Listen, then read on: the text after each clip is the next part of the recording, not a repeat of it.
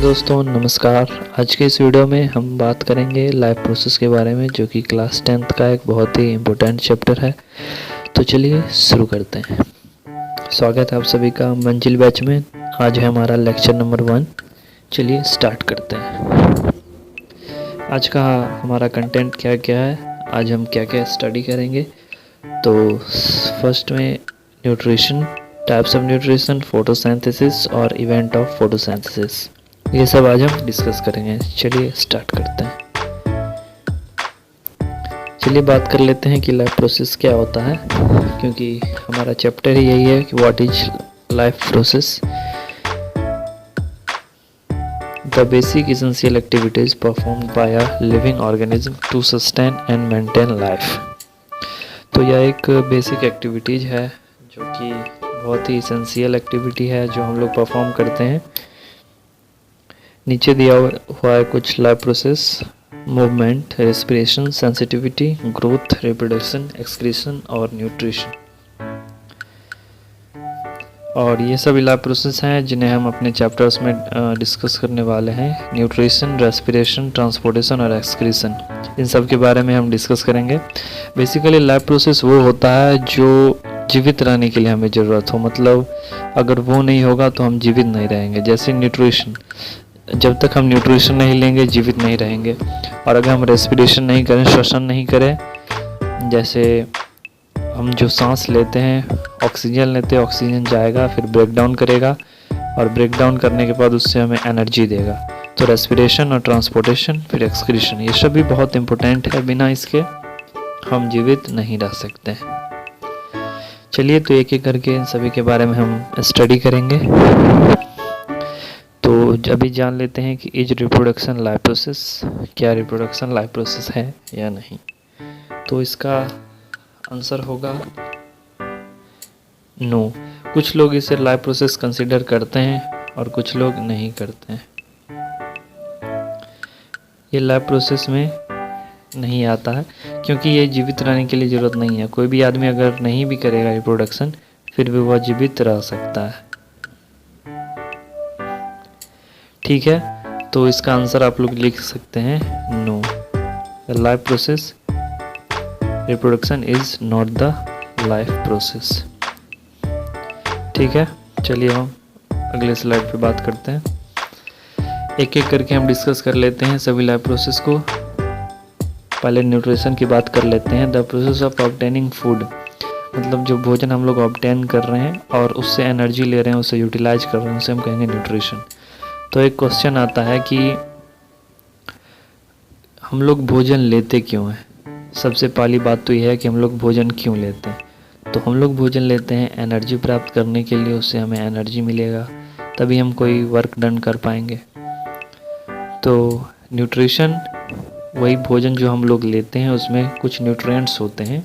तो न्यूट्रिएंट्स भी दे रखा है कि component of food which provide nourishment, component है ये फूड का जो कि हमें नरिशमेंट देता है, जिसमें आता है प्रोटीन, कार्बोहाइड्रेट, विटामिन, फैट्स और कुछ और हैं।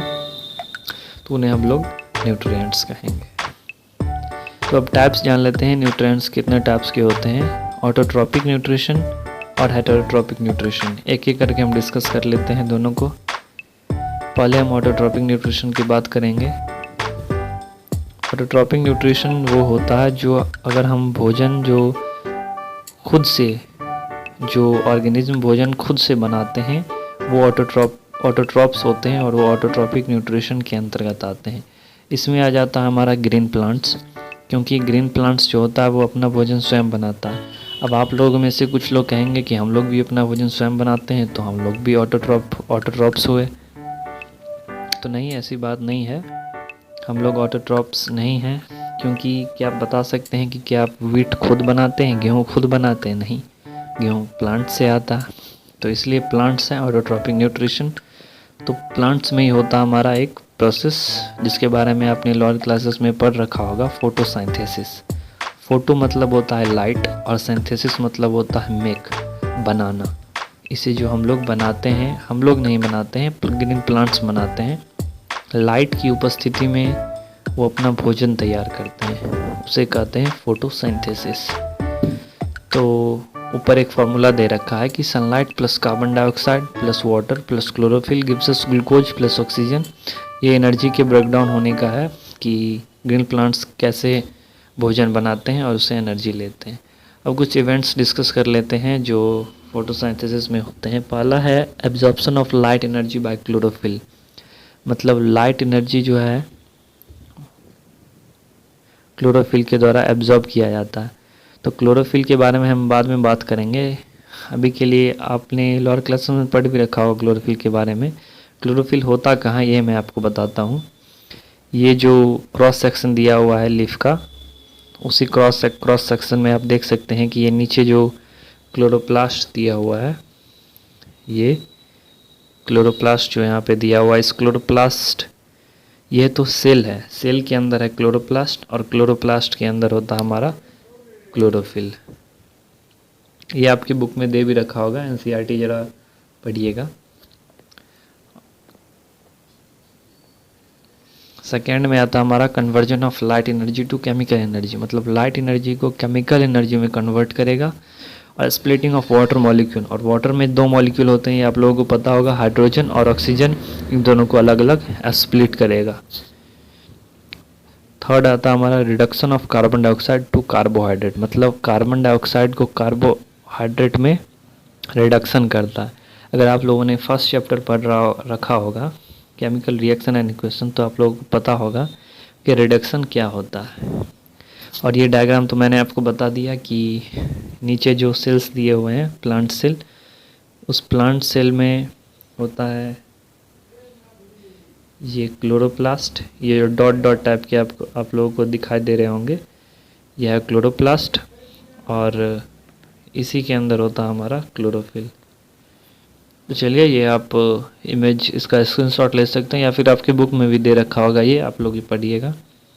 ये फिगर 6.1 है, cross section of a leaf है। अब हम बात करते हैं स्टोमेटा के बारे में कि स्टोमेटा क्या होता है। स्टोमेटा एक है टाइनी फोर्स जो कि लीफ के सरफेस पे होता है। ये गैसेस के एक्सचेंज में भी मदद करता है। तो ये इधर बगल में फिगर दे रखा है, आप लोग देख सकते हैं यहाँ पे। ये देखिए फिगर, ये है ओपन स्टोमेटा का, ये ओपन स्टोमेटा का दे रखा है, और ये क्लोज्ड स्टोमेटा का। ओपन स्टोमेटा में क्या होता है, जो ओपन हो जाता है, इसमें जब वाटर एंटर करता है तो ये स्वेल हो जाता है। वाटर जब इसमें एंटर करेगा स्वेल हो जाएगा, तो ये ओपन हो जाएगा। और इसके कुछ पार्ट्स भी दे रखे हैं, जैसे आप देख सकते हैं यहाँ पे, ये है गार्ड सेल, ये गार्ड सेल है, ये ओपन स्टोमेटल पोर है इनर, और ये inner thick wall. Epidermal cell chloroplast है, ये वैक्यूल है, ये दोनों गार्ड सेल्स हैं।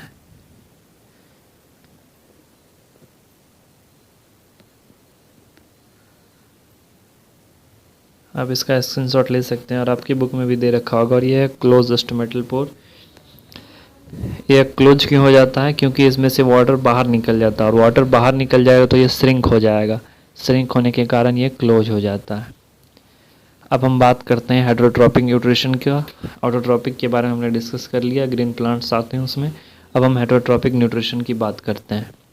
हेटेरोट्रॉपिक न्यूट्रिशन के बारे में मैं आप लोगों को बता दूं कि यह न्यूट्रिशन है जिसमें सजीव जंतुएं दूसरे जंतुओं पर निर्भर करते हैं, अपने भोजन के लिए दूसरे चीज़ों पर निर्भर करते हैं।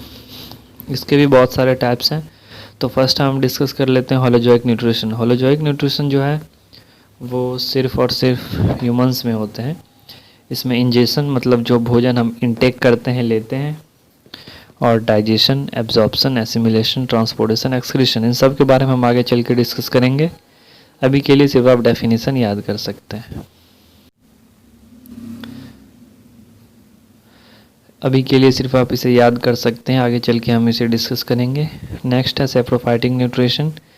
सेप्रोफाइटिक न्यूट्रिशन में ऑर्गेनिज्म डेड और डिकाइंग एनिमल्स को खाते हैं, और यहाँ पे डाइजेशन जो होता है वो एक्सटर्नली होता है। और यहाँ पे होलोजोइक न्यूट्रिशन ऊपर जो दे रखा है उसमें डाइजेशन इंटरनली होता है, और सेप्रोफाइटिक में एक्सटर्नली। आप यह बात याद रखेंगे, क्वेश्चन आ सकता है आगे चल के। उसके बाद आता है हमारा पैरासाइटिक न्यूट्रिशन। पैरासाइटिक न्यूट्रिशन में ऑर्गेनिज्म जो होते हैं वो न्यूट्रिएंट्स प्लांट्स एनिमल्स से लेते हैं बिना उसे किल किए हुए, बिना मारे हुए। ये होस्ट के बॉडी से लेंगे एनर्जी, भोजन, न्यूट्रिएंट्स। इसका कुछ एग्जांपल है, पहला है कि कैस्कुटा। कैस्कुटा को आप लोग हिंदी में अमरबेल के नाम से भी जानते होंगे। सेकेंड है लाइस, फिर है टैपवर्म। और हम नेक्स्ट वीडियो में डिस्कस करेंगे अमीबा में न्यूट्रिशन के बारे में और न्यूट्रिशन इन एनिमल्स। उसके बाद हमारा न्यूट्रिशन का पार्ट एंड हो जाएगा और फिर हम लोग डिस्कस करेंगे नेक्स्ट पार्ट को। आप लोग देख सकते हैं कि नेक्स्ट पार्ट हमारा क्या होगा। हम लोगों ने न्यूट्रिशन के बारे में कल डिस्कस कर लेंगे नेक्स्ट लेक्चर में। उसके बाद हम रिस्पिरेशन को डिस्कस करेंगे, फिर ट्रांसपोर्टेशन को, और उसके बाद हम एक्सक्रीशन को एक एक करके हम सभी को डिस्कस कर लेंगे। तो आप लोगों को ये वीडियो पसंद आया होगा तो वीडियो को लाइक कर दीजिए और नेक्स्ट वीडियो में हम लोग डिस्कस करेंगे। Thanks for watching. Thank you.